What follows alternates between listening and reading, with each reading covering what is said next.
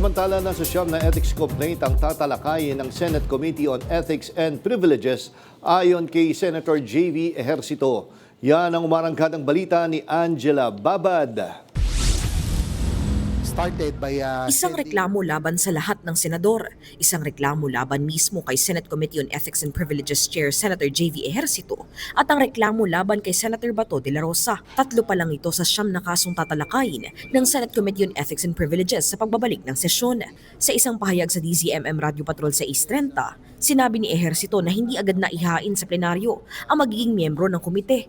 Dahilan kaya ngayon lang ito nakapag-adopt ng rules. Hindi ho sila elect not until January. Dahil budget season, tapos December, nag-break, nag-bycam. So, January lang po. Okay. And then we had to adopt the rules. May amendments. Inantay po yung sa ng mga members. So, ngayon lang ho na kumpleto yung pong adoption of rules.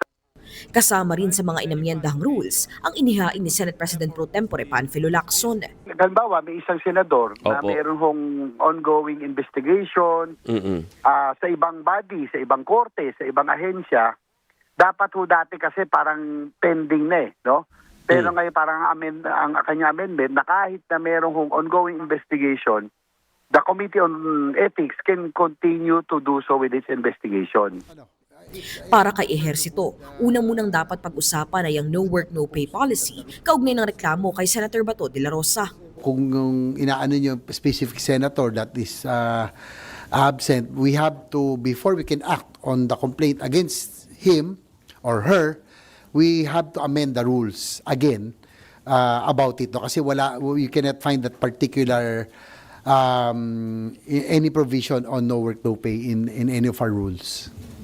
Kasi outright, kung itutuloy namin yan, the case will be dismissed.